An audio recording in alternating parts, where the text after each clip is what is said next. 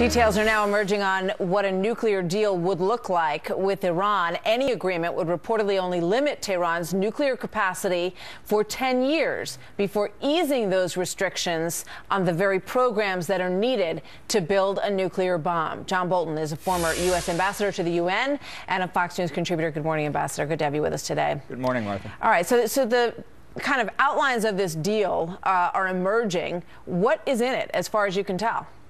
Well, based on these reports and other leaks from the administration over the course of the negotiation, I think paint a picture that's very, very disturbing from the U.S. point of view. It is a mistake from the get-go to say that this deal, to the extent we understand it, effectively limits Iran's nuclear weapons program at all. The concessions that Iran is said to be making are superficial, easily reversible.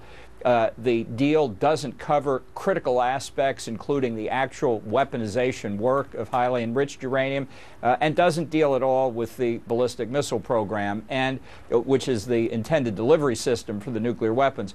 And I think even more fundamentally, all of this assumes we actually know everything about Iran's nuclear work. And if the last 25 years have taught us anything, we ought to be a little bit humble about our intelligence capabilities. So I think it's a bad deal. It rests on bad premises. It's going to have a bad outcome.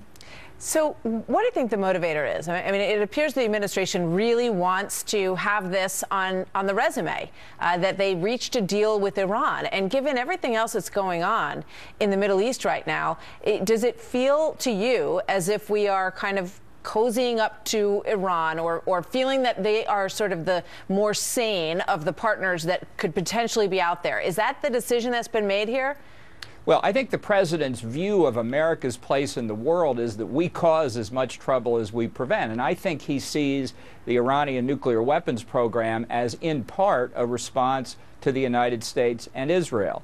So in his view, which is the view of appeasers throughout history, if we show to Iran that there's no threat from us, and certainly the president's doing everything he can to display that approach, that Iran will calm down and give up its nuclear weapons program. I think that's the road to disaster, but I think that's the president's worldview. And do you think that is behind the strategy for dealing with Assad, dealing with other players in the Middle East, including Putin, who are more sort of sympathetic to the Iranian perspective?